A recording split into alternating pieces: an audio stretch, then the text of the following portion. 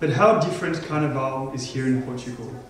Yonder, in that land across the ocean discovered by Cabral, where the thrush sings and the Southern Cross shines, beneath that glorious sky, and where even when the sky is overcast there's plenty of heat, a Carnival schools parade, dancing sambas down the city's main boulevard, bedecked with glass beads that look like diamonds, sequins that glitter like precious stones, clothes that may not be made from silk or satin, but cover bodies as if they were plumes and feathers, with parrots, birds of paradise, and peacocks swaying on their heads, and the samba that tremor in one's soul.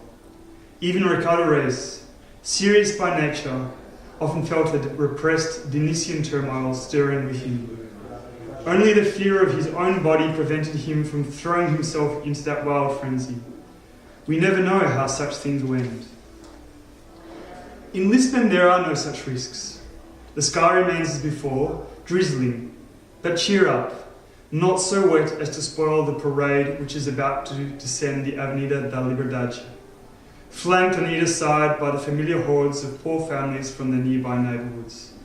True, chairs can be rented by those who can afford them, but there will be few customers. Daubed with multicoloured figures, the floats creak, sway above people laughing and making faces. Masqueraders, both ugly and pretty, throw streamers into the crowd, and little bags of corn and beans, which can maim when they hit their target, and the crowd retaliates with diminished enthusiasm. Some open carriages go past, carrying a supply of umbrellas. Young ladies in their bow wave from their carriages and throw confetti at each other. Merry pranks such as these are also played among the spectators.